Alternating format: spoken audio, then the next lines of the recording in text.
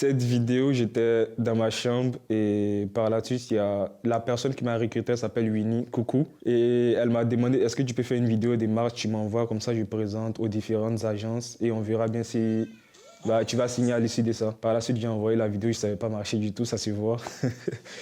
Et voilà, elle m'a fait un retour, elle m'a dit, t'aimes bien et ta marche, on pourra la retravailler. Mais j'ai jamais pensé un jour qu'elle serait manquée.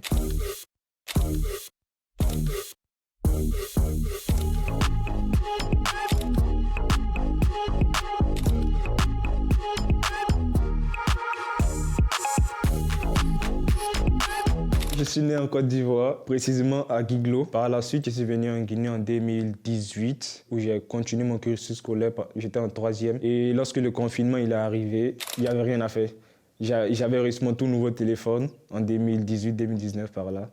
Et il y avait TikTok. Je postais des trucs où j'utilisais l'accent ivoirien. En gros, je parlais Nouchi et je traduisais en français, si on peut dire comme ça. Et voilà, ça a pété. Ça a pété. Et en 2022, j'ai été repéré sur Facebook, comme mon agent m'a dit. Comment elle te contacte, ton agent?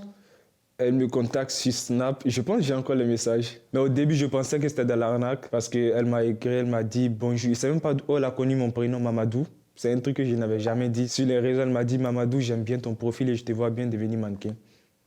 J'ai dit OK. J'ai juste mis OK comme ça, j'ai pas réagi. Tu as eu peur? Ouais, elle m'a dit est-ce que tu peux envoyer ton numéro? J'ai dit non, j'ai pas de téléphone.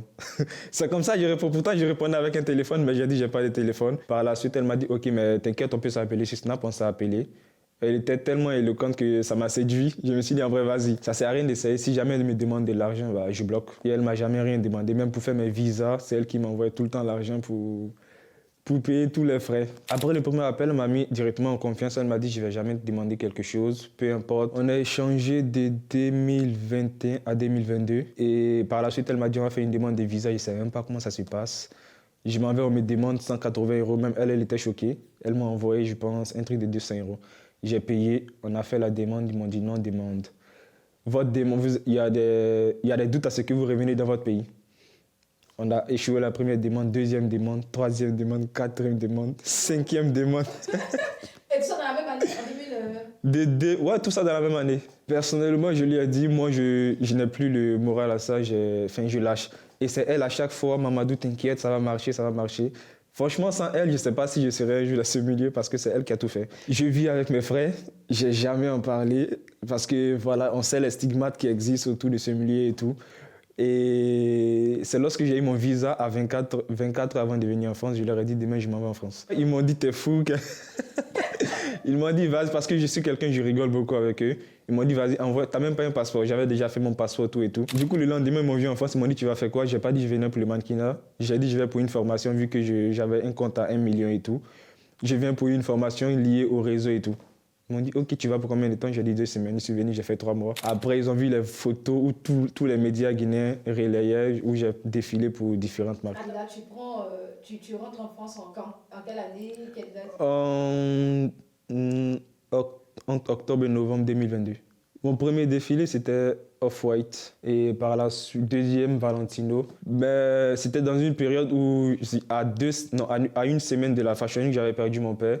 Donc en vrai, j'étais pas vraiment animé par le truc. J'ai fini le défilé, tous les autres mannequins ils criaient, mais j'étais dans mon coin, je m'en foutais quoi. C'est par la suite, c'est récemment, j'ai vraiment réalisé que je fais un truc qui me passionne et voilà. Je défile pour Fendi, Egon Lab, il y en a plusieurs, j'ai pas tout en tête. Quel est le défilé ou la marque qui t'a marqué, que tu n'oublieras jamais, que tu gardes en souvenir?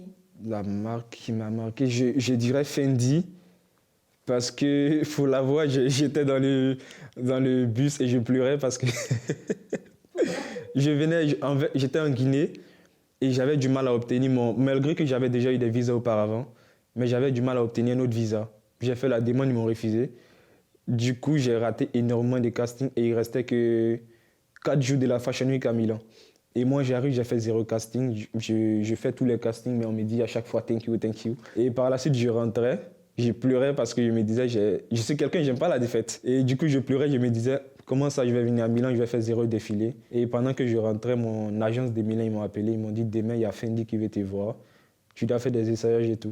J'ai dit OK. Et c'est plus ça qui m'a marqué lorsque j'ai fait ce défilé. À chaque fois que je défile, il y a toujours l'image de ma mère qui est dans ma tête. Et quand je marche, c'est elle que je vois. C'est comme si la caméra elle est devant, elle est là, mais c'est elle qui est en train de me filmer. Si je suis venu en France aujourd'hui, c'est en quelque partie à cause d'elle. Parce que j'ai voulu vraiment changer les choses. Aujourd'hui, elle va bien. Dieu merci. C'est quoi tu veux pour maman? Déjà qu'elle aille à la Mecque, qu'elle ait sa propre maison. Mais ça arrive, si Dieu le veut.